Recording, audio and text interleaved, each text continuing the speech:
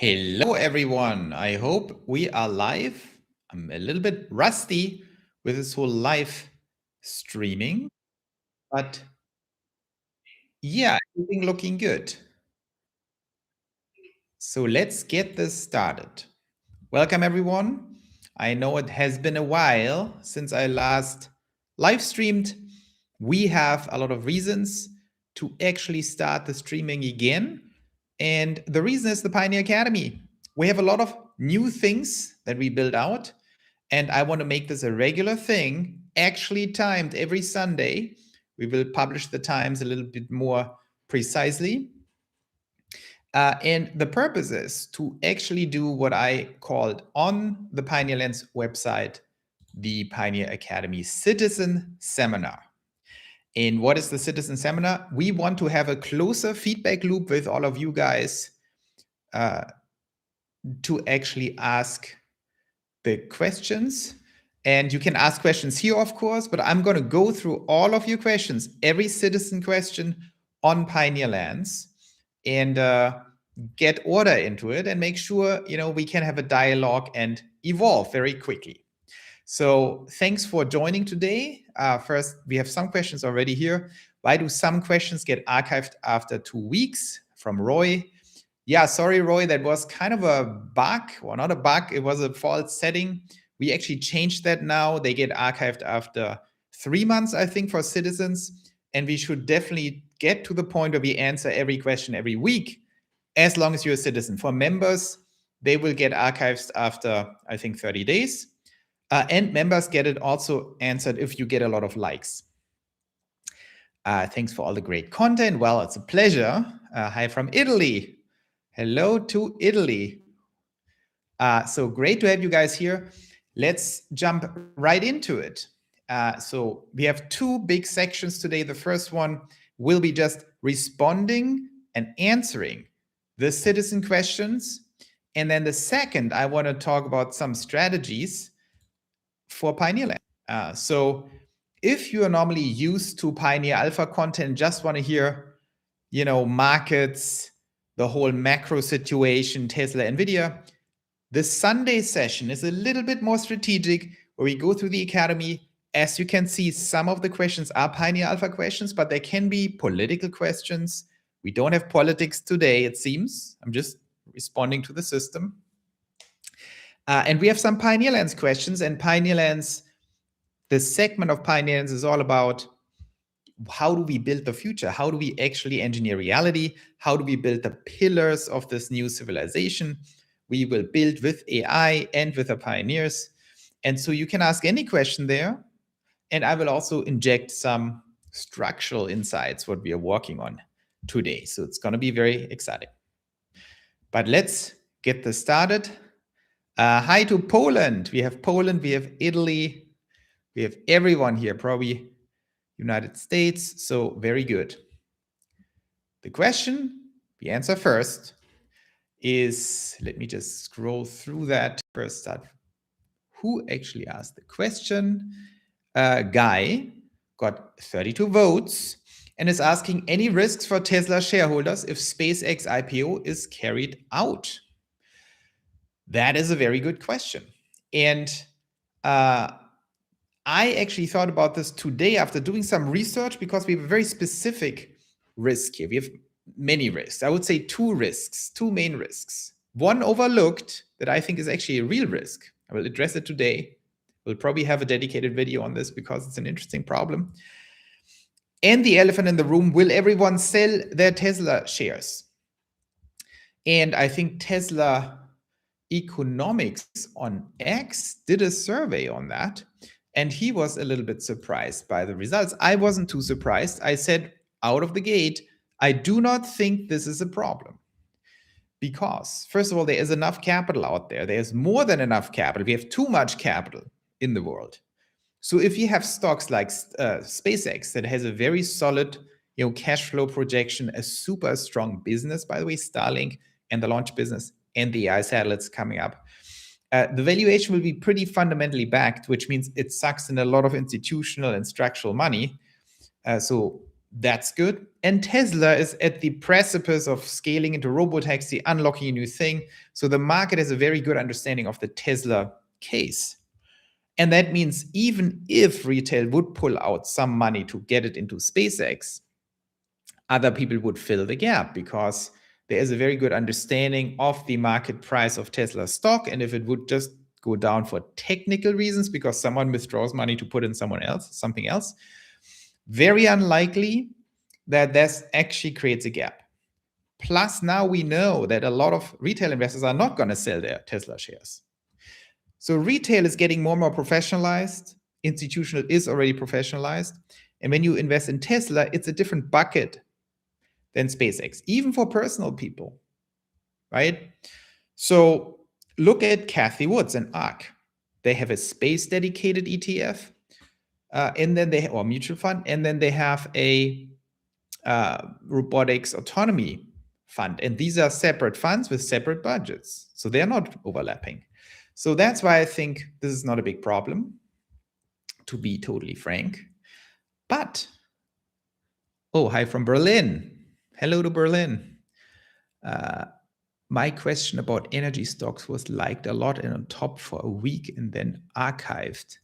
Roy, I will look into that once we have the citizens out. Hi to Texas. We have so many all over the place. We have Iran also. Oh, are you from Iran? That would be crazy. So Sasan, are you in Iran right now? Wow, that's quite something. So I don't think we have too many risks here on that side.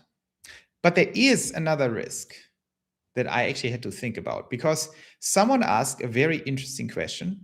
Well, let's conclude this here, guys. Other question.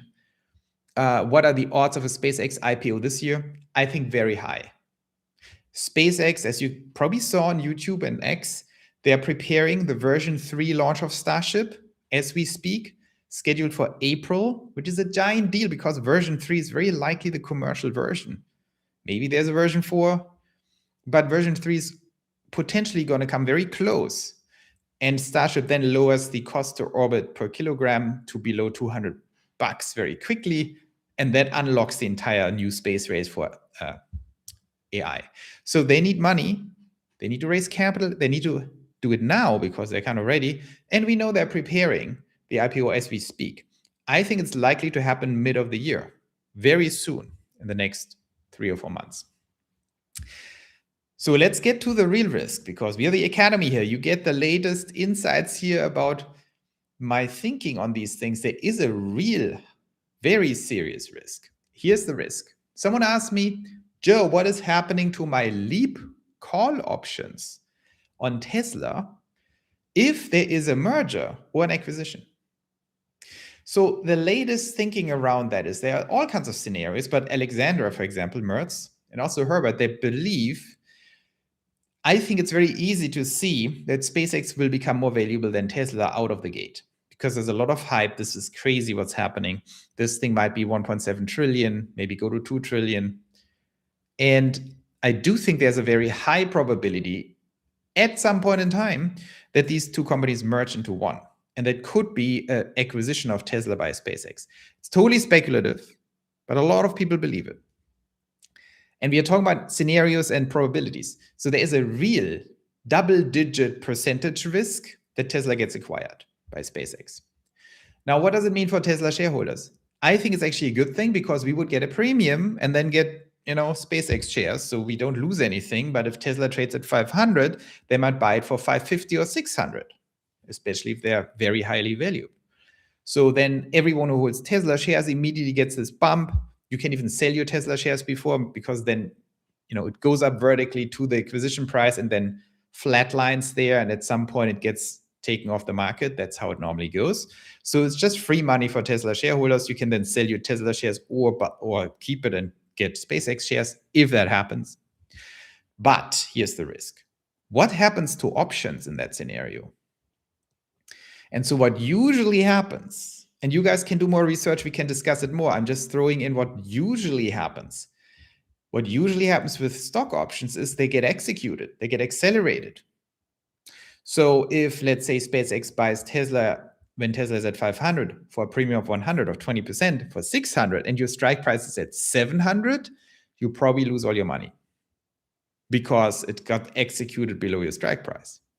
If you bought it for a 550 strike price, you get $50 for it. Then it depends how much you paid for it.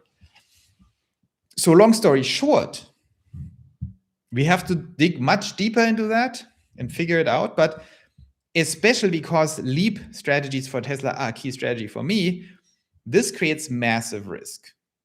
It's actually massive, the risk, because if you buy $900, $800, $1,000 strike price long-term leaps for in 2 years, because they're probably a good deal, not investment advice, but I would think they're a good deal. I'm not holding any, but right now, because I don't think it dropped enough.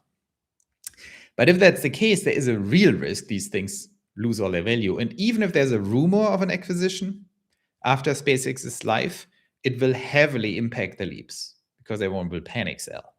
So we have to have this on the radar. And, it's very important because we talk about the call options that we need to do more research on this and understand the mechanism. And I think that's the most likely. So it's a little dangerous. Susasan says, not in Iran right now. Good for you. Then you are safe. We have the Netherlands. Has Elon said anything about Tesla shareholder getting an advantage in this IPO? Hi from Norway and Quebec.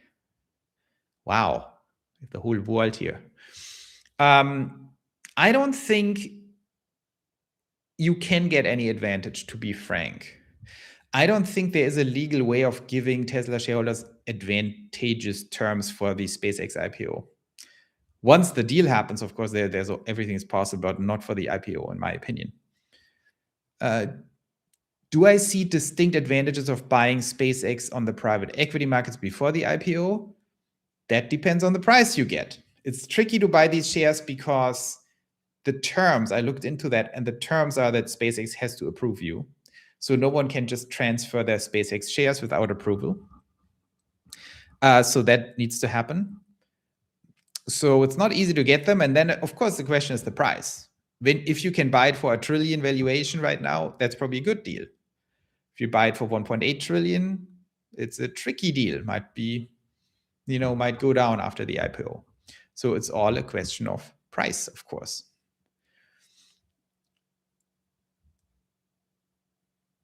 So let's see. Elon and others say, due to ASI, we all will be rich and money is not required anymore. I heavily disagree with that. I think that's a little irresponsible from Elon to say, to be totally honest.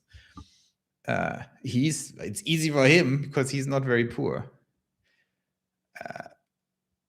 Okay. So Reitzma, I can't read your names. So, and we have Arizona on board. Phoenix or Tucson or something. Very good. So the FSD question, Netherlands, is actually a different question. So let's go to the next question, because that is actually a question we can address here. You see, we have this cool interface here with the cube. All the citizen questions. By the way, guys, you can become citizens. It's only $9 a month. It's a great deal. And then you have preferred treatment. And it helps Pioneer Lands because I'm actually paying people to do some research, to build all these things you're seeing here. So it really helps Pioneer Lands. And it's a vote of confidence into our master plan that is evolving. And you have a much stronger voice in this whole thing, because I need to make some priority focus. Of course, if you're a member and you're super smart and ask all the right questions, that's also great. You build your authority, but it's a nice shortcut to just be a citizen. So will Tesla receive FSD approval in all EU countries in 2026? That's of course, a little speculative. We know the Netherlands is coming up very soon, and the Netherlands will be the number one. That's pretty much a safe bet at this point. I think Czech Republic or someone like that has already said they want to be second, or Slovakia, I'm not sure which one. Once the Netherlands is greenlit, and the situation in the Netherlands or in Europe is, once one of the European countries, EU countries, has approved it, there is a shortcut for other countries to just basically copy that situation. So I do think once the first one is green lit, it will spread rapidly. I do not think it's very likely that FSD gets approval in all EU countries. So there are two pathways. You can get EU approval. I think this takes forever. Or you can get individual country approval, and then the countries can follow each other. I think that will happen much more rapidly, but it's not the entire EU at once. So I think the majority of EU countries will have FSD approval, if I may had to guess, before the EU actually gives approval for all countries. And I don't think it matters too much, because once FSD is live, one country like Germany or even the Netherlands is like an enormous market, right? So you don't need the entire EU at once. So that's kind of the situation here. A great question from Clinton. Any questions from you guys? Let's see. Hello from Argentina. Wow, you're my favorite Tesla investor. I like your alphas. Thank you so much. What do you say in Argentina? You speak Spanish, right? Gracias. Why is Baden-Württemberg still stupid? You should ask that question in the politics section. Baden-Württemberg, in case you didn't know, I was born in Freiburg, so I'm a Badener Jung, and Baden-Württemberg is extremely stupid. It's like unbelievable. I don't want to go in a political rant here, but they had an election today, and the Green Party, the party that dismantled Germany's energy infrastructure, blew up the nuclear power plants together with the CDU, of course. These people won in the most, I don't know if it's the most important state, but one of the most important states, probably a top three, North Rhine-Westphalia, Bavaria, and Baden-Württemberg. They just kind of won the election. AfD is up 70%, so 7.8% from 10% roughly. So they made the biggest gains, but the Greens are at 32 or something. So pretty shocking stuff, but that's European politics, or not just European politics. It's crazy what's happening. So great question from Baden-Württemberg. Here, what did I do to deserve a free Joe Bhakti Academy video today? Well, it's the Pioneer Academy, not the Joe Bhakti Academy. I don't know, Nostalgic Leftovers, great name. It's a great name. Hi from France. Bonjour, or bonne nuit. French is not that great, but now we have France also here, very good. The people still alive will not require money, he means. That's very funny. That's true. Once we have the ASI, some of us survive it. So once FSD unsupervised is available for Tesla Semi, from Reitzma, a question. Now that would be huge in the Netherlands. A lot logistics go through Rotterdam and spread through Europe. I totally agree. I think this is one of the most underestimated revenue streams of Tesla. I think Søren Becher was the one who first did a very good analysis of full self-driving for semi, and 50,000 semi-trucks, autonomous, already double the entire free cash flow of Tesla Corporation. So hugely more profitable than robotaxis, and robotaxis are already profitable. When will this happen? Who knows? But I think I would argue it's actually easier to have a semi-truck self-driving than robotaxis, because they just mostly drive on the highway and are not in these very complicated edge cases. So it's a little bit not talked too much about, but I think the semi-truck autonomy is an enormous business that's coming. So what do we have here? Joe Techmeyer said a few weeks ago he saw several 100 cybercabs on his tour of Geo Texas. I heard that. You're right. He said this on X in a live stream. Do you think Tesla is waiting for 14.3 to be finished to deploy these cars? Yeah, obviously Tesla is not ready right now. And the speculation is all about when is FSD actually ready to do fully unsupervised commercial operations. And I said it again and again, probably in April, in May, in June. And the big question is what happens to these robotaxis. I have a video coming out, I think today or tomorrow, on the whole speculation that Cybercab will be for sale as a buffer in case Tesla is not ready to fully get into scale in April and May, and has to basically deliver a few hundred of these somewhere. Limitless, hi from Germany. Oh, Germany. We just talked about Baden-Württemberg. Which company CEO after Elon is also visionary and a true leader into the AI future worth investing in? Fritz Lang. Well, I have a bunch of favorites. I'm actually pretty heavily invested right now, not as heavy as in Tesla, but I'm heavily invested in Nvidia. I think Nvidia is cheap. They're going through the roof. They're in the middle of the forcing function and they dropped after their earnings for no good reason. So the market is stupid on Nvidia. Jensen Huang is a genius. I think he's very smart. He's also nice. And Nvidia, of course, is the eye of the storm. These people grow at 70% a year over year, and are trading at ridiculously low price earnings because the market right now thinks they can't keep growing like that. But I tell you guys, I believe they will keep growing like this. So I think Nvidia is great. Robinhood, Vlad is amazing. It's very dependent on Bitcoin, but I think Bitcoin is actually going to make a big turnaround, in my opinion, very soon. And Robinhood is dependent on their cash flows right now on Bitcoin, but it's diversifying very rapidly and is this future great finance platform. I think Robinhood is absolutely killing it and building the future of trading. So that's the other one. MicroStrategy, that depends what your Bitcoin and crypto exposure is. But if you have no crypto exposure and you want to have a little exposure, I do think Michael Saylor much more controversial than the others. But it's a reasonable bet, in my opinion. Lisa Su, did you guys know that Lisa Su is actually related with Jensen Huang? That's crazy. They're from the same family. The two biggest semiconductor superheroes from Taiwan are actually related. That's crazy. I'm a little more bullish on Nvidia than on AMD. I think probably Broadcom and AMD will also win very big. But Nvidia just has such a grip on the future that I'm more an Nvidia fan. Yeah, Limitless. Don't get me started. You guys can actually, if you want, you can go to the Pioneer Academy. Let me just share this for a second. Oh, I could have stayed there, actually.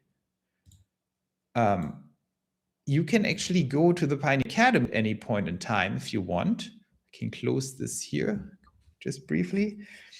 And we have politics. I didn't focus on this too much, but we have some great questions here, and you can just click on it, create a question here, right? Academy question, boom, and select politics. And then you can ask all kinds of things about Germany or Iran, United States, whatever you want.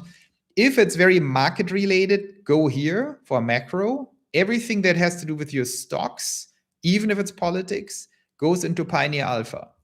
Everything that goes into politics, freedom of speech, our culture, European identity, all these things go into that one, the red one. Everything that goes into strategic future building is Pioneer Lands. The capital, how do we build new capital infrastructures? I will talk to that in a second or after the questions. The Pioneer Academy itself, what is even the idea of the Pioneer Academy? How do we improve and replace existing legacy education that totally sucks and wastes the lifetime of our young people and students? Cities and networks, how do we build Pioneer cities? We just launched something cool. The super course, what is the economy of the future? That actually starts now. Governance, how do we create self-governance? And then, of course, life design, how should we live? So these are the three strategic sections. You just click on whichever is the right one for your question, and then you type in the question and you press post. And then the question is live. And if you're a citizen, you get special treatment and it's being covered. So let's go back here. Oh, we are already here. Where's the FSD question? This is weird. So FSD approval. Okay, next question. Oh, wow, we got so many questions from you guys. Screen is black. Why is the screen black? Let me see. Let's see again. If I close this one. Is the screen black right now?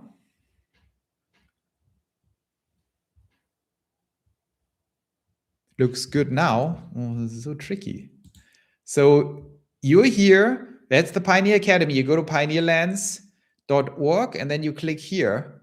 Here are the different ones. Here's the cities app. This is very cool, by the way. You should sign up and enter your city. Here's the Pioneer Academy. I have to check the live stream if this still works. Okay. YouTube technology. So you click on create academy question and you're here. And then here you have the 3 sections, right? Pioneer Alpha, everything about money, from options to your portfolio strategies and stocks to macro and politics that relates to the market. For example, Iran, I mostly cover from a market perspective. Rockets, autonomy, robots, and AI. But here you have politics. This is about free speech and protect and censorship and everything. This is about policy. This is about polls and parties. This is about media. And this is about culture and identity. And then Pioneer Lands, I just went through it, all the cool things that we have to discuss to build the future that we are actually doing here. So that is that.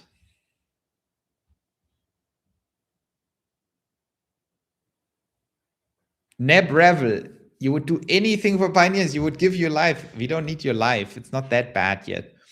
But you can become a citizen. What about that? And then help us and ask smart questions. That's all we need. It would be cool if Pioneer Lands can take any language and auto-translate. Well, we have a long list of features that we want to develop. So we have to focus on the ones that actually have the biggest impact. So let's get back to the Pioneer Academy and wrap this up. Look at this. Now we have even here the cool preview. This is very cool. I just did this today. So let's go back here and continue the questions. The strategy for a massive Tesla breakout: aggressively rolling leaps versus rotating capital into sleeping AI plays. If Tesla's upcoming catalyst FSD earnings trigger 20% plus rally, well, could be much more than 20% if there's an inflection point. What's the most capital efficient move for a long-term portfolio? Is it better to aggressively roll up our leaps to lock in delta, or is it time to start rotating some profits into other AI infrastructure plays that haven't moved yet? You mean, so the question here from Vladislav, how do you identify the peak of the momentum? So this question is not about now, if I understand Vlad correctly. It's not about how do we actually catch this move up, but how do we handle it once we are on the move up? Well, you know my one rule, always be on the right side of the V when you have a crash, right? When we go down, don't try to catch a falling knife. Try to wait until it starts going up again, even if it takes some patience. You can still lose, of course, can be a fake bull trap or something, but it always pays off to wait and don't buy while it's sliding down. I think on the other side of the thing, when it goes up, similar things are true. You have to think about, well, first of all, you have to understand why it's going up. If we have some good news, right? Optimus or something, some cool demos, some rumors that unsupervised starts working, and the stock goes up 10%. Sure, we know if it's just a rumor, if it's just some good news, there is a limit how much this thing can go up. I think 20% is definitely the limit, 480 or something from here. So I would be very, very confident selling calls, for example, and getting out of any kind of leveraged position if it goes up 20% from here, if it's just on some news. But if we hit the inflection point, that is very important about understanding about Tesla. If we are in a forcing function, you can forget 20%, right? This thing can go up 200, 300, 400%. So you have to make a clear distinction why we are going up. And of course, that's what I'm covering on the channel. So if suddenly Robotaxi starts scaling, this is not going to be a 20% move. This could be a 200, 300, 400% move. So then it's very risky to jump off too early. Then you have to watch a lot of my channel. That's what you have to do, because I can't tell you exactly the theory. You have to watch it and see what's happening once this happens. If there's just a rally on some random good news, I think there is a very natural cap from here to 480, 490. But you need to make this distinction. Once a new revenue stream like Robotaxi truly gets unlocked and the market is forced to understand this, it's an entire strategic repricing. And that can lead to all kinds of things. So then selling early is a mistake, in my opinion.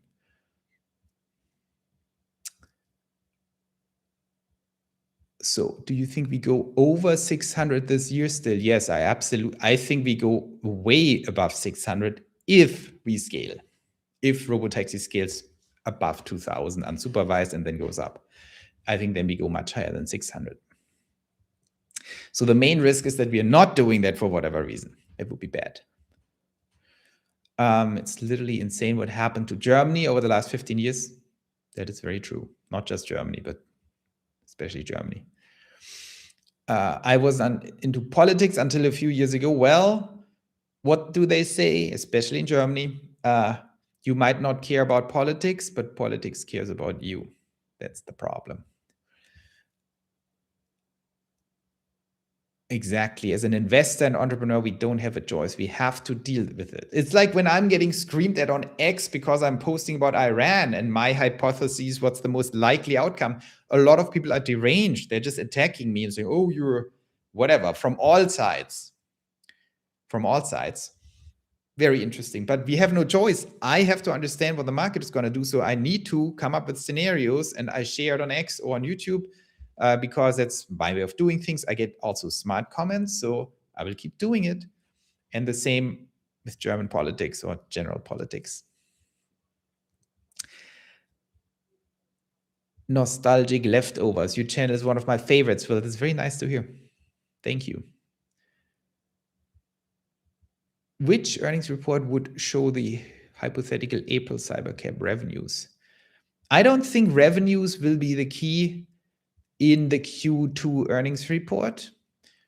And I'm not sure that they will show them yet, because let's say we start really scaling in May and we hit, let's say, 2000 in May or June. This is still not that much, because when I say 5% of cash flow, that's on an annualized run rate, not 1 month of 2000. It would be, okay, once you hit 2000, it would have 12 months of that. Then you would be at 5% of free cash flows.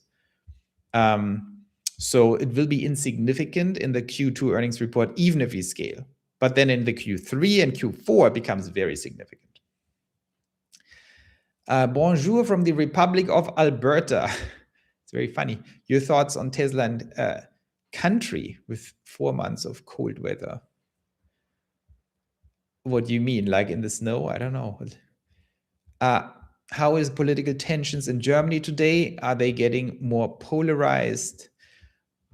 I will actually, I basically split the channel now into 3 segments, same in the Pioneer Academy. The blue, the golden, and the red.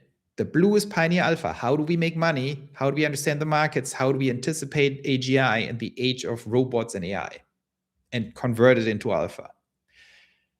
The golden is the future, Pioneer Lands. How do we build together cool stuff and truly build a new society, but in a no-nonsense way as entrepreneurs and AI people?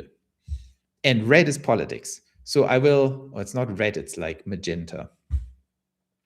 So I will actually do more videos on Germany, because people always ask for Germany. I think Germany is the core of Europe. Europe is very important. It's about the United States, Europe, and the Anglosphere. That is a little more scattered out. Australia, New Zealand, Canada, UK maybe. UK is like debatable where it belongs to. But Germany is the central, I think, the central piece to understand what actually happens outside the United States, like in the Western world, because the rest of Europe goes a little where Germany goes. And so it is very important. And it's a long story what the situation in Germany is. And the Germans are more in sync with it than me, because I'm not in Germany, but I know that stuff. And key takeaways, it's really a split between East and West. The East is firmly in AFD hand. They totally get it. But the West has many problems. And it's very tough. Long story. Too long for now. You should ask the questions in the Pioneer Academy so we can cover it. Moin Joe. Moin is German, in case you guys didn't know. What will happen to Tesla stock this week? Well, that's my concern. That leads us to Iran. I think this all boils down now it boils down to the question, how much is this Iran situation under control or not? And of course, everyone thinks it's not under control. The specific question is the Strait of Hormuz. Is that thing gonna totally get closed down, or can Trump actually unlock it and make it flow again? The oil, the spice, can the spice flow, or is it choked off? If it's choked off, the oil price will go up 10% every single day, which will be horrible for the markets. So we are unfortunately in a tricky situation, especially because I don't have much dry powder left because of Nvidia. So very bad things could happen this week. But I have a certain confidence that Trump has enough pressure around himself to do everything in his power to make sure this doesn't happen and the Strait of Hormuz gets opened. Which is tricky because Iran is sitting there. What if they shoot down some ships? I mean, who wants to drive or paddle or whatever these ships do, like sail through that street? You must be crazy. I just was in Dubai, and you can see Iran from Dubai, kind of nearly see it. So it's, I don't know. I hope this gets resolved in the sense that the Strait of Hormuz gets free. If not, it can get very nasty because the market did not price in a major crisis so far. Hi, Joe from Houston. Howdy to all the Texans. I lived in Austin for a few months last year. What's your downside target March, April if Robotaxi ramp is delayed? Well, my main fear is not even Robotaxi at this point, it's Iran. If that war gets out of control, it's going to get very ugly. Like if the NASDAQ starts crashing 10, 20%, then of course we are under 300 with Tesla, regardless of Robotaxi. So that's the problem here. I just truly believe Trump really doesn't want that. So let's hope it doesn't matter. I do think, let's discount the market for a while. Like, let's just assume the market is just flat or whatever. Even though that's unlikely, it's either going down or this gets resolved and the market goes up. So if the market stays flat, let's say, I think it's not that black or white. It's not that black and white with Tesla because we see all that progress happening. And what does it even mean to get delayed? Let's assume they're growing to 900 by April in the Robotaxi tracker, but unsupervised stays at 8. That's a disappointment and will continue to deflate the stock. That's what I'm saying. Slow deflation of the stock, like always losing $5 per week. I think that's more likely than a crash because there is no real trigger for a crash as long as everything keeps going up, but not fast enough. I was close to move to Alberta during COVID. Well, Alberta is nice, but Canada, I don't know. I don't like the politics. Greatly enjoying your channel from Roatan Island, Honduras. Wow. Hi to Honduras. Should we buy crypto now, such as Solana, to build alpha? Well, when I buy crypto, I think Solana is probably a good take. I'm not a total crypto expert, but I know actually like a critical mass of things about Ether and Bitcoin as the two big ones. And I'm getting more and more confident to call the bottom of the crypto crash at around 60,000, probably 65,000. Because when you look at what actually happened last year, there was like an implosion. There was a lot of margin-based, leverage defaults. At the same time, all the substance is increasing all the time. More institutions buying crypto, MicroStrategy expanding, Ether, huge adoption with the banks. So everything fundamentally is super bullish on crypto, and it dropped so much, and now it's bottoming out. So I do think for long-term crypto interested holders, it's probably a very good entry point. It's hard to tell when the rally up happens, if that is in a year or in a month.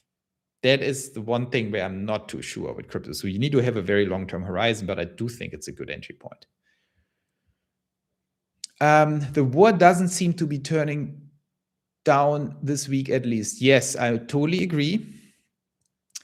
I think I called it too early, the taco situation. I think what Trump is doing is really like, and what Iran is reacting to, and Putin and everyone. So I don't think this war can so easily be off-ramped. And so I think the focus is now shifting more towards, okay, if this is a long-term war, can at least the fallout for the stocks and for oil be mitigated? And I think that is a very urgent question that has to be resolved next week. And if not, it's a disaster.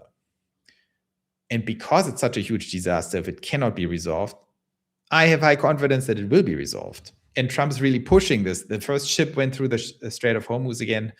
They want to insure it, blah, blah, blah. But as if Iran can actually sink these ships, I mean, no one is going to do it. So that is the big question, in my opinion. It's not anymore the question if the war can be stopped this week. I think the war is, everyone is digging in a little bit and the rhetoric's too hot.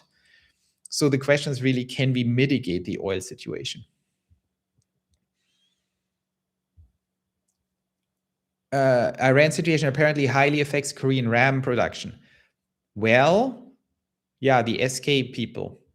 Yeah, I think that will have huge ripple effects into everything. Also China, huge ripple effects. And even the United States politically, it will be a disaster if they can't control the oil problem. Which is why I think they will, but let's see. Iran could be the mother of all optics wars and could be returning to normal like Venezuela. Who knows? Maybe it just seems much more problematic. Do you suggest selling our Tesla shares for the month of March and investing in Nvidia until April? Well, I kind of did that with my discretionary piece. I have a very big core position that I never touch of Tesla, like a very big one. But on top of that, including my leverage that I'm considering, margins, that's what the discretionary position is. And I moved the entire discretionary position into Robinhood and Nvidia, but with a strong focus on Nvidia. So I have 0 Tesla in discretionary. But of course, I have my full core position. I never touch the core position because you never know with Tesla what's happening. And you should not try to trade core position of Tesla, in my opinion, because that never ends well. You're missing out. I closed several Tesla covered calls last. Hope I didn't leave too much money on the table. Well, the covered calls, that's always like a tricky situation, right? Because they are always great as long as nothing happens, but then you miss that. It's like this thing, I think Tom Lee said it. If you miss the best 10 days or best 5 days, something incredibly few days in a year, the best 5 days of Tesla, you're missing out on 80% of the entire up move for the entire year. That is the problem with covered calls. They sound always great. You sound always smart when you do it. But if you're not very cautious and only do it tactically at clear tops, when the stock really rallies up for no good reason, and then you do it. But if you're constantly in a sideways move in covered calls, you just take the enormous risk of cutting off your huge upside when it happens. And that's why I'm not into constantly covered calls plays. I'm doing constantly, puts, short puts. But you don't want to miss these big up days. Do you expect Nvidia stock to get bullish after GTC event? Well, yes, but I think the bigger problem is the macro situation. The bigger problem is the macro question, because the NASDAQ and the S&P are coiled springs at this point. The Mag 7, coiled springs. The biggest coiled spring of all, Nvidia. They don't need a reason to rally. They just need to be allowed to rally. So I don't think the 16th is so super important. The macro situation and the market is more important. But of course, it's going to be bullish. Oh, here. Very good. I love this question. Sorry that I waited so long to answer this question, because that's a very important question from Kevin. So this is a little more philosophical. Let's read this. Hello, this is my first post. And I hope Kevin sees this, probably not now live, but at some point. So thanks, Kevin, for this very smart question. Kevin also used our AI generator, by the way. This is like part of in your question, you have an AI generator. You can pick your favorite art type. So look at this, it's so cool. So basically you just have a text and you click on AI generated and it just generates this picture without you doing anything. It's very cool. So hello, this is my first post. My $9 investment is worth it. Well, thank you, Kevin. That's a big vote of confidence. Joe is awesome, but most of the things he chats kind of over my head. For more understanding, I'm a professional in Florida and a long-term passive investor of Tesla since 2017. I've never sold a share. I've become bored in the past and bought and sold TSLA, but looking back, should have kept it for a long-term hold due to taxes. Yes. Taxes in for me is about 28% average. My entire idea concerning investing is to be able to stop working or rather work for fun. Considering only my Tesla position, 3,200 shares, that's pretty good. Where would you start? What would you do? I've never jumped into any kind of options. Listen to Joe is quite interesting, but maybe the ROI isn't worth my time. Maybe the answer is this is not the place for me. In this case, I just follow Joe on YouTube and think I'm smart. Kevin is very funny. After all, the easiest thing of investing is ignorantly believing in something or someone and riding the roller coaster. So I love that whole post. It's very thoughtful. I think Kevin asked a very smart question there. And I'm sharing my strategies mostly for fun. And whoever is interested in it, you can see it also for talking about Pioneer Alpha. I will get to it later and explain to you guys what we're actually building here, which is a very cool financial infrastructure. But Kevin is right that for a lot of people, doing options trading is not the right move because it's very stressful. You're likely going to lose money unless you do it for a long time and learn how to do it. It requires a lot of attention and just frankly a lot of time and a lot of brain power, right? So it's only worth if you have a lot, critical mass of money and you want to do it like in a way where you have to stick to it. So for a lot of people who are smart but have other things to do, it's not the right move. It is smarter to just buy Tesla and hold it, and maybe at Nvidia sometimes, and maybe do some tactical trades, 4 times a year to just reposition, maybe. But Pioneer Lens is not just about Pioneer Alpha. That's very important for me. Like, I think money is the substance we all live off. So this is very important. But we are doing this. I'm doing this whole channel here. I could also do other things. I'm not just doing it for sharing my investment strategy, because why would I do that? I'm doing it for building Pioneer Lands. And I think this is important for everyone. Because in the end, we will all make our money. But what do we do then?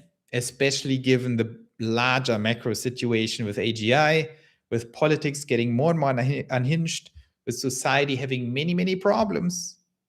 And at the same time, we have more freedom than ever before. We can do more crazy things than ever before with AI. And this is really the time to find good people and have good ideas and be a little more strategic. Not just about making money. That's the foundation, always important. But what is the plan? What is the master plan for all of us? And sometimes when I look through history and you look back into certain periods, think about the founding fathers, and the Federalist Papers and these things. John Locke. There was a very magic moment in time back then when people actually thought about these things. What is the future of society? How do we have to restructure this? And I do believe we live in the same time, only that no one is really thinking about it. But we live in a time where we have to think about it because everything is like crumbling a little bit.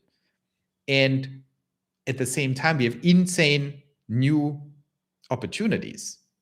And just to think about money and just to think about business is fine, but we should think a little beyond that. Like, okay, besides money and business, what about the state? What about the way we live with each other? With whom do we want to live and all these things? How do we govern ourselves? Because as you can tell, from Germany to the United States, to Canada, to the UK, to Australia, to New Zealand, to Argentina, to Iran, to Ukraine, I think we all can agree that things are not totally sound right now and that they are not getting better. And I'm talking about the fundamental fabric of society, from governance to education to the media. This is all worth overhauling. And I think we have tremendous opportunities now. Look at the vibe coding systems. Look at the money we can make. We have like resources, we have technology, we have communication we can build like this here. So why not do something cool? That's my whole idea. And then people are always like, oh, but Joe, what is the master plan? Like, oh, or do you just want to sell something? It's like, no, dudes, I'm serious. I think we should do something. That's why I'm building Pioneer Lands. And I don't have all the answers, but I definitely have all the questions. Not all the questions. I still need your questions too. So in short, Kevin, yes, this is absolutely the place for you because you're asking a very smart question. And you should think about not just the blue, you should also think about the gold, Pioneer Lands. So definitely stay here, ask more good questions, and Florida is a beautiful place. So let's build Pioneer Lands. Okay. What else do we have here? Do you experience Nvidia stock to get bullish after we had this? I'd like to ask you a favor. When you publish your videos on YouTube, could you enable the option for automatic audio translation? Ooh, I have to look into that. This is very helpful. Viewers can turn on the audio translation. I'm scared that I get translated into German. That would be horrible. I don't even know how it translates me speaking German. That would be so weird. I would like to create a FPS video game programmed by AI. Yes. Let ASI take over, Fritz Lang. It's like, no, I'm against that. I think that's crazy. We should stay in charge and use ASI to do what we actually want. Okay, let's go to Pioneer Lands question. Oh, I love this question. Will there be a physical place where pioneers can live and work together as a community? There you have it. Many of us would love to spend time with like-minded pioneers, building connections, collaborating in person, and helping shape the future side by side. Is creating one or more dedicated physical locations or hubs part of the long-term vision? If so, are any specific locations already under consideration? Would it be a single flagship community or a network of hubs around the world? Asked by SK. And very cool visualization. Look at this. Also our AI system. Frontiers of tomorrow. Well, spelling is not the strength of the AI, but so far very nice. Well, of course, I have we thought about this a lot, and we have a great answer for you guys. And the answer is we need to be pragmatists. I love to build pioneer cities, but right now I'm low on cash for a city. Budget not there yet. But I think there's no time. We actually should do something where we are much more localized, because it would be cool to meet everyone, or to build local pioneer communities of like-minded people who want to know what AI is going to do, who are, all of you know the problem. When you talk about the people in your natural environment, most of them are clueless little normies. They don't understand politics. They don't understand Elon. They don't understand macroeconomics or markets. They don't understand Tesla, AI, Nvidia, whatever. Most people don't get it. The idea of Pioneer Lands is, why don't we just hang out with the people who get it, who can inspire us, and we can inspire, and then we all make a lot more progress. So that's why we launched, actually, last week, cities. Can you guys see this? Yes, look at this. Go to pioneerlands.org and go to cities and start using the cities, because the cities are pretty cool, as you can see here. Look at all the cities. You can click. I am still registered in Los Angeles. I have to re-register. So it's a little fake that I'm a citizen here in Los Angeles, but I was in Los Angeles in 2025. And this is how it works. You just see everyone in the city. You see who's a citizen, who's not. The ones that are up to date, like Paul, for example, have better pictures because we had a little bug and everyone else has low resolution pictures. We have some very cool people in LA, by the way. I know many. And then you can meet people, and you can also start using the city feed and post whatever you want. And you can also run for mayor, my favorite new option. So everyone who's a citizen can run for mayor, and everyone else can vote for the mayor. And of course, once you're mayor, you can just do certain things. You can change the title page. You can change the slogan. Here, Pioneers Under the California Sun is the current slogan of LA, but you can change it to what LA is as a pioneer city, or your city, of course. And then you can also, if you're a mayor and you do a terrible job and everyone hates you, they can vote for another person, and then you lose your mayorship. But it's a very cool voting system, very intuitive. But if you do a great job, your citizens of your city will love you. And then the KPIs for each city is we want to, of course, expand the membership in the city and the citizens in the city. We can also add universities. That's a special feature I'm testing out right now. You have the city feed, and you can even throw events, right? You can click on event and then start an event. And of course, I will be very supportive here. So this is the first little piece of infrastructure to build Pioneer Lands. And as you can see, we stick to the basics. We just want to allow everyone to be somewhere, to say what city you're in, to meet other people if you want, to comment on the feed, to create an event. If you want, you become mayor. We want over time to have the mayors having a little council and discuss what's the cool stuff we can do in the cities, exchange learnings. And that is the way how we actually build cities. It all starts by being pragmatic and start doing things.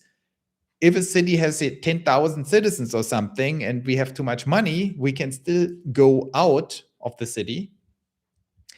I just talked to someone very cool in Copenhagen, or not in Copenhagen, close to Copenhagen. And there are many things you can go do around these cities. Also in LA, of course. In the Palisades, it's all burnt down. We could buy the Palisades and build Pioneer City 1. So I think all these fantasies about, let's buy an island and let's start a new society.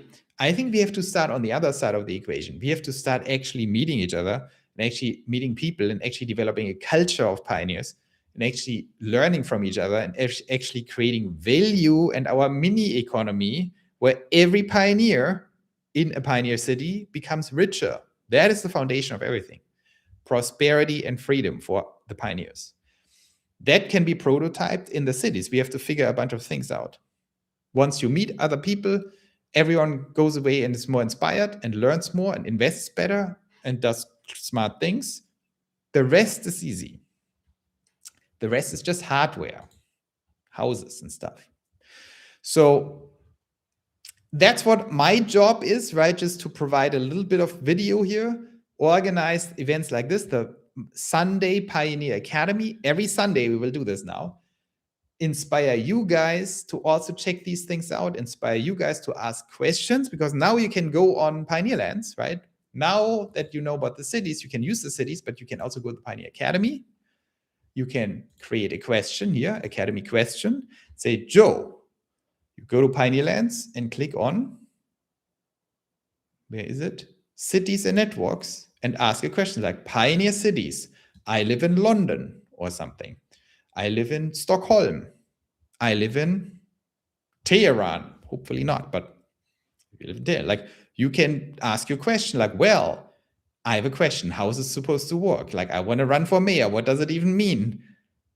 What am I supposed to do? Or I have an idea. Can I do ABC? And you just ask the question and click post question and you're live. And if you pay $9 a month, you will get guaranteed coverage. If $9 is too much, you just post the question, convince people to like the question, and I can cover it too for free. And if it's a smart question, I will cover it. So that is the situation. Let's see. Any questions or comments? I see my reposted question didn't got enough likes to get covered today. While my original question got 7 likes. Oh, well. Good evening. Roy. Well, Roy, didn't we cover a Roy question? I remember Roy for some question. Yeah, that is the situation. So you guys should check out the cities, pioneerlands.org. Click on the cities here. And if you're not registered, register. You definitely need a photo. Without a photo, it's difficult. London, by the way, London of all cities is our biggest city right now. We have the most citizens and most members in London. That is very cool.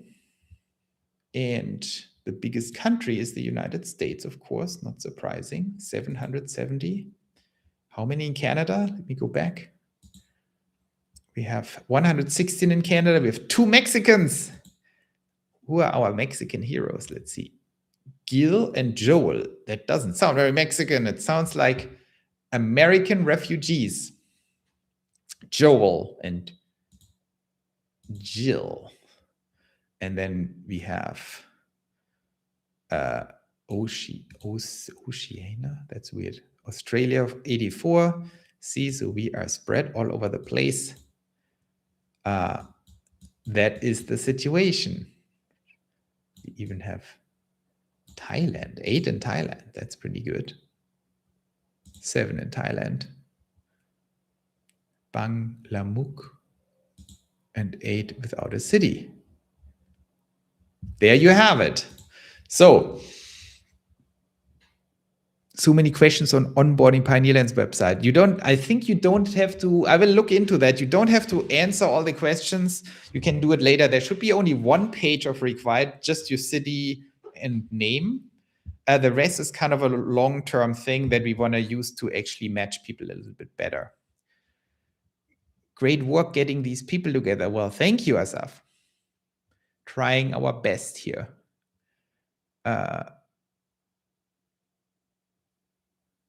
Adding guild as stock gave me edge function returned a non-2xx status code. Adding GILD as stock gave me edge function. Okay, I will look into that. Is there like there should be here. Do you see this?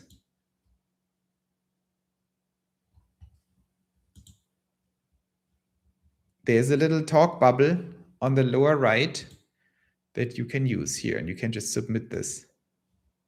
Is that visible? Yeah. No, it's like, I am covering it up with my YouTube face. How do I? There is a bubble on the lower right that when I click it, you can't see it. I click it now and it pops up above my YouTube head here. Contact us. And then you can just put in the message. Very good. Okay. Reitsma, I think you're in the Netherlands, right?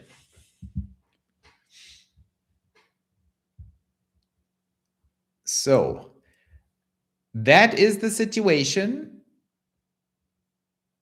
That was the Pioneer Academy for today. I will show you one more thing. It's like Steve Jobs. One more thing, because the thing is actually not a small thing. I want to present to you guys the Pioneer Reserve. That is what I worked on for the last 6 months. It's a major operation, and maybe you find that interesting. If you go to pioneerreserve.com, this is actually something very financial that we are working on. It makes you select your region.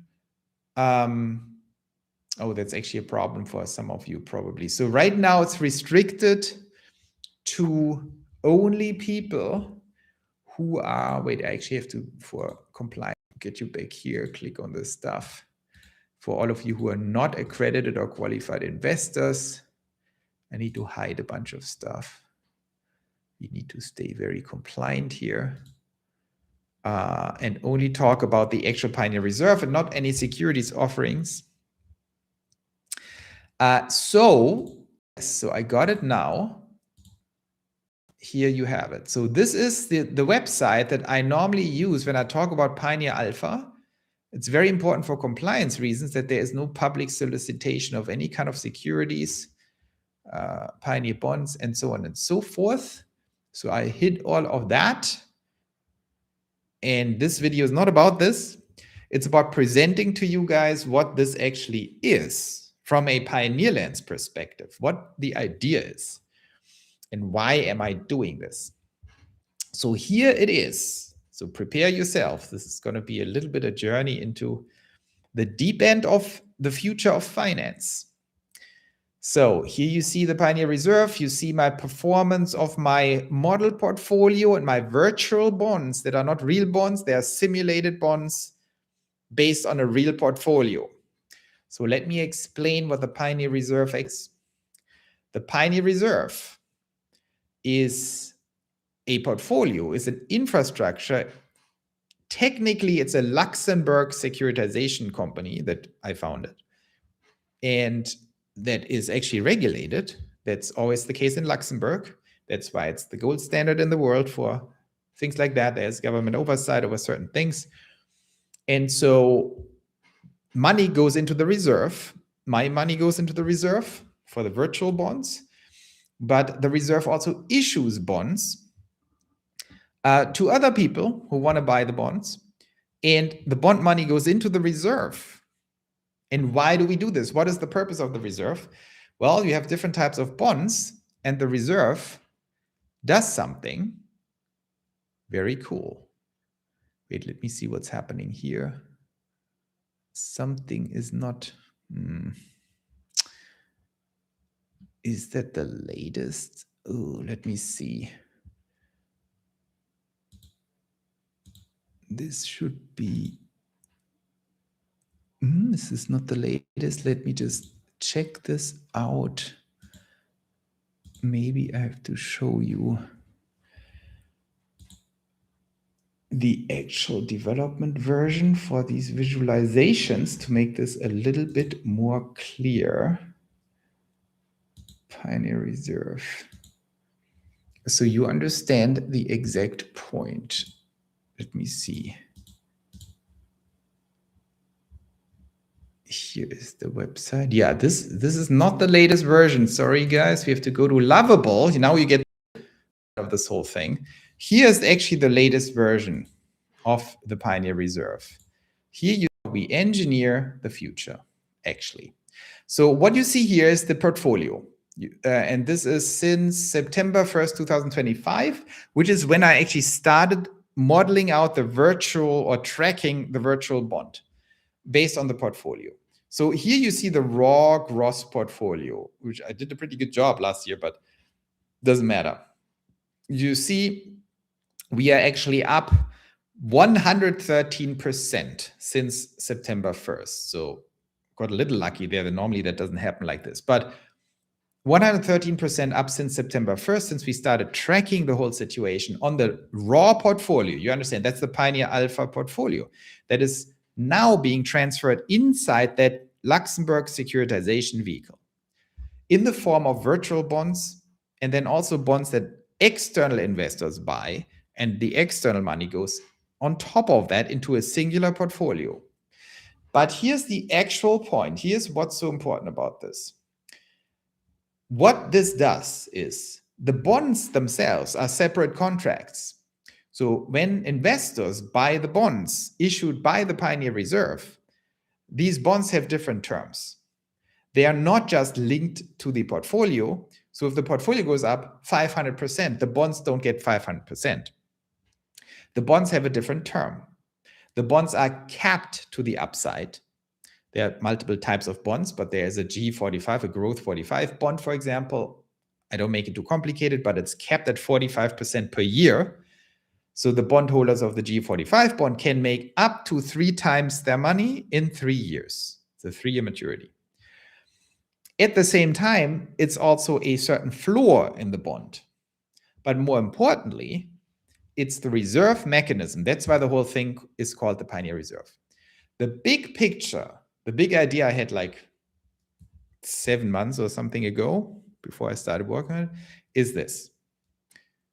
We covered a bunch of questions today, also of Kevin in Florida, for example. Most people out there don't have the guts or the appetite or the time to do crazy options trading, right? To do all the stuff to generate alpha. They say, I have a family, I have a life, I have a job, I can't do this. At the same time, I'm very confident that we are entering the age of AGI with massive upside, right? I know I'm confident that I will be able to generate more of alpha in the future, and that Nvidia and Tesla and other stocks, if managed right, can deliver a lot of return. The idea of the Pioneer Reserve is, can we take that huge AGI upside, but that is very volatile, right? Because it can go up 100%, it can go down 50%. And can we reduce the volatility and turn it into a bond that has a very high yield compared to other bonds and continuously delivers that yield?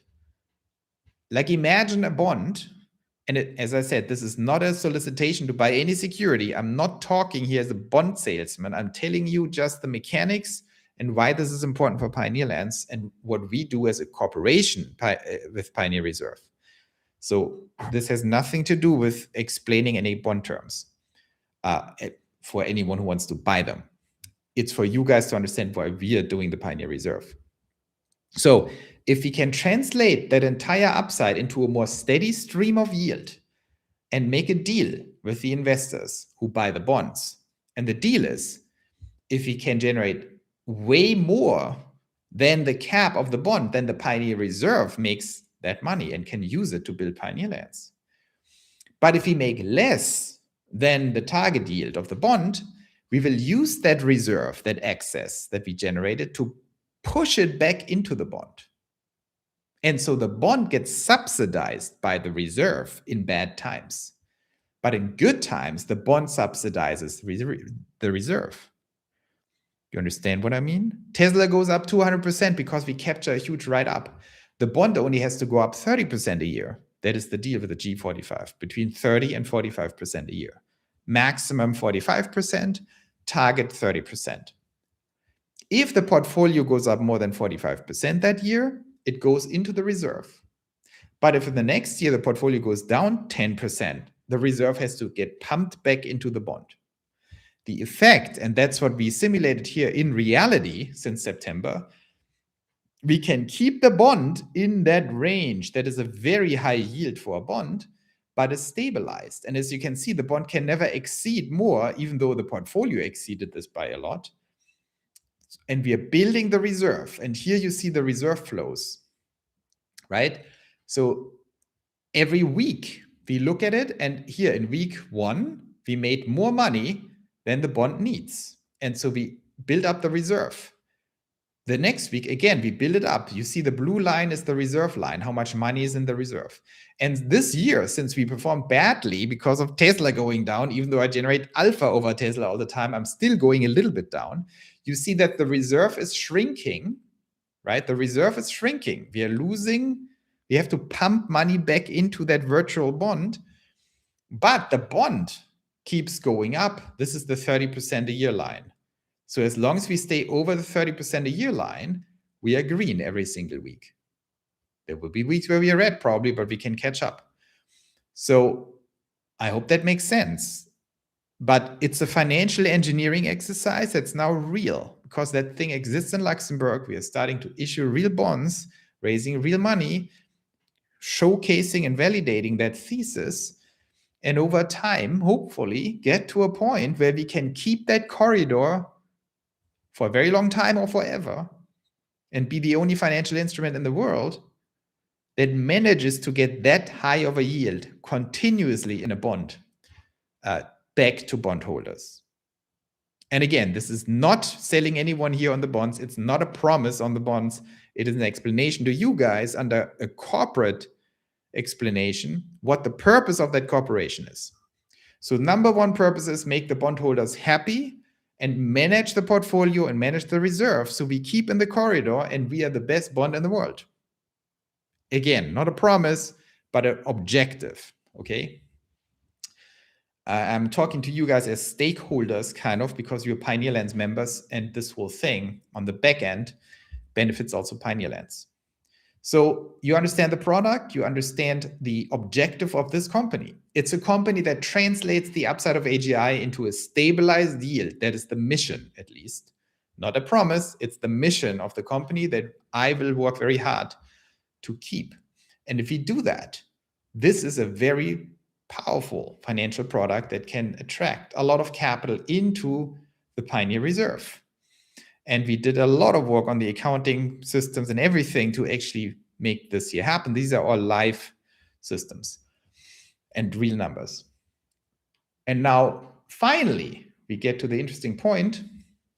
So that's the current money in the reserve, in that virtual bond. There is a certain distribution for all excess generated. So let me explain this again. Here's the buffer, right? And here's the buffer threshold. So you see how much money is in the buffer. And once that yellow line, which is 1 year forward looking 30%, okay, everything in excess generated goes into the pure bond buffer up to the yellow line. But once we exceed the yellow line, once the blue line exceeds the yellow line, every green bar, every week that generates more excess is actually going to be split beyond the buffer into certain budgets. Here are the budgets. And now you will understand why we are doing this whole thing. So once we secure the bond appreciation plus the buffer for the bond to make sure the bond can stay into the channel and the bondholders are always the first to get their yield, if there is yield.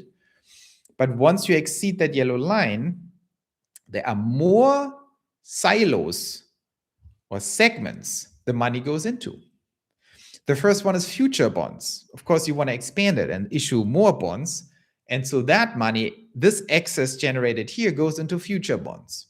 So when you issue a new bond series to new bond investors, you can already give them buffer money for free.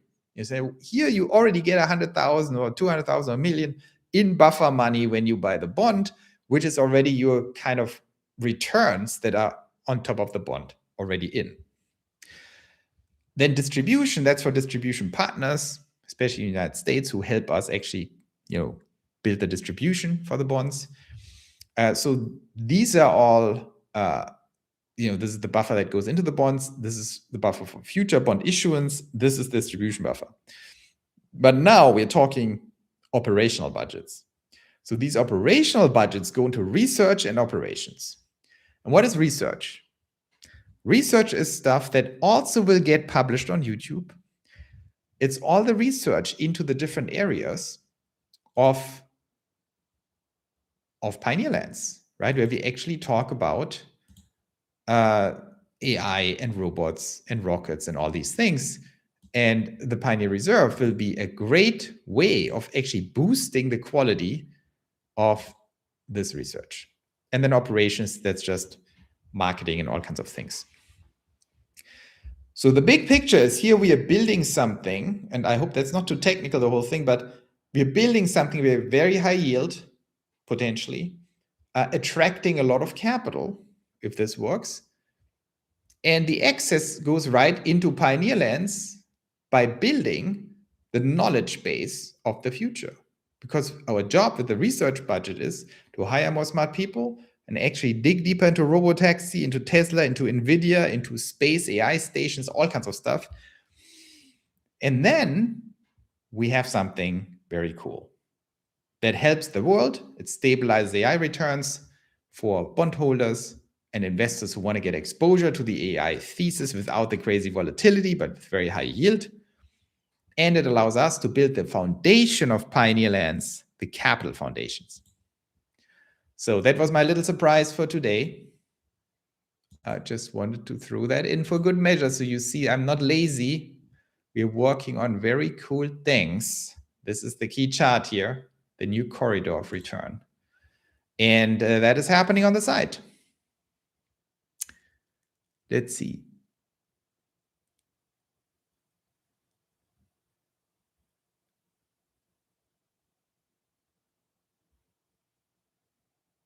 Are you a real person? Just checking. Brock Bryceman. I don't know what you mean with real person. I may not listen to this part. Have a beautiful evening.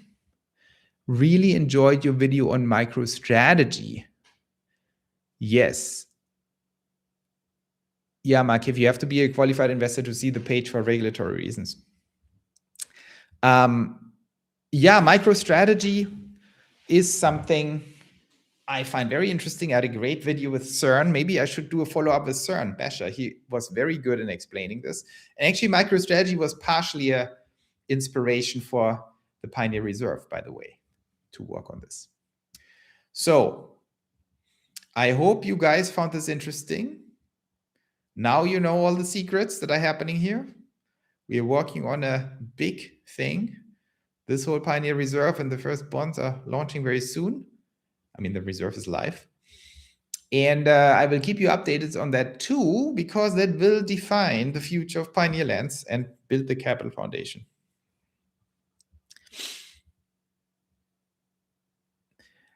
Flame Guy says, very interesting, Joe. I've never, ever invested before. What do you say to newcomers like me? Well, tell me more, Flame Guy. What is...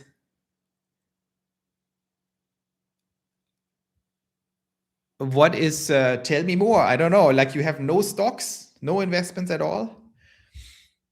And Reitzma, I don't know what your first name is, Reitzma, but you mean you send messages now? That's very cool. We'll check it out. It's not a downside. It's very good for us. We want to have people help us make it better. So yeah, to Flame Guy, I mean, if you never invested, I can just encourage you to look at stocks. You can watch my channel or any other channel. Of course, you can ask questions here. Don't feel like intimidated by anything. Of course, the Pioneer Reserve might be a little complicated, what I just explained. But I can just encourage you highly to just dabble around with stocks because it's important in the age of AGI.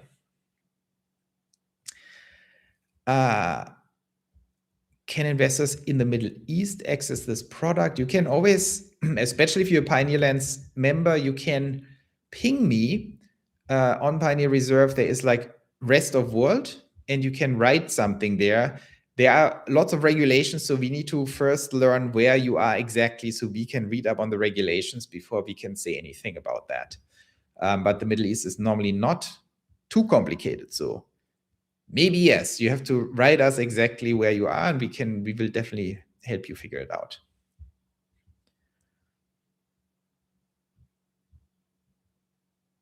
So yeah, to Flame Guy's question, I can just recommend to everyone to look, to get familiar with stocks and also start learning about these things, because our world will be defined more than ever before by investments and understanding what these companies all do. Very good. That's it for today, I would say, unless we have another question here. But thank you so much, everyone, for tuning in. That was fun.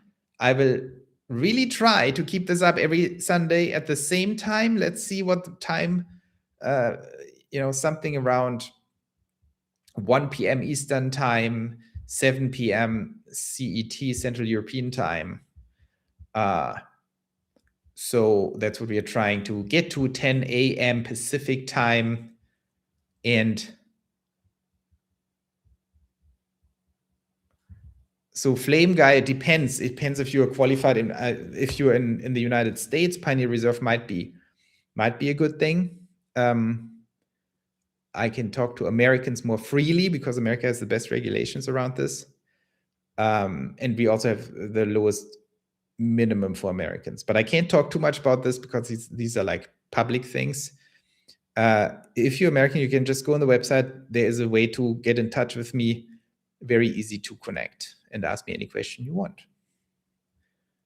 You guys just have to understand all these regulations make it kind of impossible to do anything public about the actual bonds. So I can only talk about the corporation and the mission of the corporation, which is also very important for Pioneer Lands. But anything that is directly affecting investments, Flame Guy, best thing, go on the website and take it from there.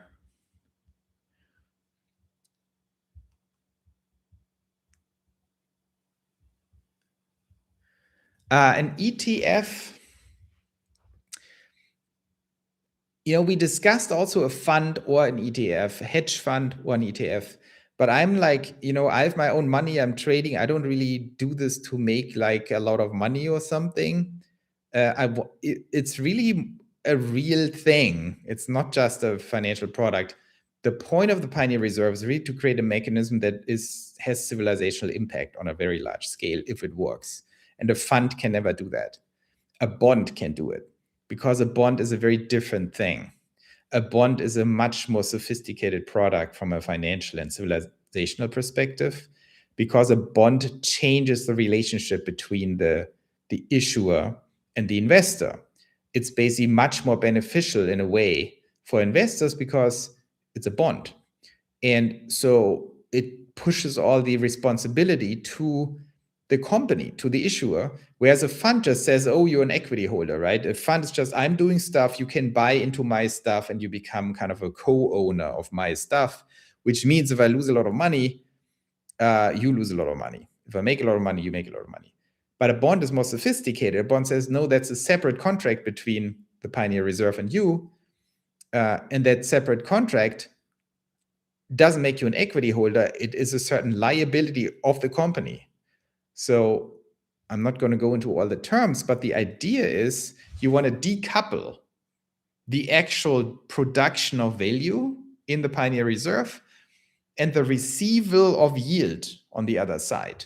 And you want to separate these two things so the investor or the purchaser of the bonds, which hopefully in the future will be all humans, they can rely on that much more. They say, I don't even care what you guys do, just get me my 30% a year. And if we ever get there, that this becomes the real deal, and these are precursors of that, it's a decoupling of the risk. Because you want to sleep at night, you want to build pioneer lands, you don't want to actively manage all your money. So the idea of these bonds is very different from a fund. It is all about, that corridor and doing everything and engineering the hell out of this so the corridor is protected. It's all about the protection of the return corridor, which is the opposite of a fund. Look at ARK Invest, like, oh, we made you 200% this year. Congratulations. Next year, oops, we lost you 70%. Too bad. Normal people don't have the appetite, and they have families. They can't afford that. So the bond is saying, like, get rid of all that stuff and focus your energies as the company, as the engineer, as the financial engineer, on delivering the corridor to investors. And that is a very transformative thing. No one has done that so far in that sense, in this sophisticated sense. If we can make it happen, it's truly transformational for society. So it's not just a little fund. 9:26 p.m. So this is a good time. Yeah, maybe I keep this time, well, like an hour ago, 1.5 hours ago. Great idea, Mark Cave. Thank you. So get familiar first with stocks before touching Pioneer Reserve? Not really. A Pioneer Reserve, if you're a qualified investor, you need like a critical amount of money for UK regulations, right? So, you have to look into that. So you're allowed to do it. You don't need to touch stocks first. Securities lending, also an option, or is that not relevant? I know DeGiro does this to make some small passive money. Well, that's a securities lending. Well, that's like that's a different story. If you want to rent out your stocks for short sellers, mostly, you can do that on your brokerage app. Not a big deal. It doesn't make you too much money, but it's fine. Okay, guys, I think we are wrapping it up. I don't want to take too much of your time, but it was fun to do this. We will do it next Sunday again. I will post this, by the way, on YouTube probably tomorrow, because that was fun. And so it will be live the whole week, so we can collect people. You can subscribe to that live session or something, then get an alert. I don't even know how it works. You guys can tell me it will make sense. So I will put it live on the Pioneer Academy here, of course. It should show up here like this once I do the next one. Does this even work? Oh yeah, very cool. No. Stupid. Cool. Doesn't work. But we will make it work. So I will post this here, and that will then be with a countdown and everything, and on YouTube, of course.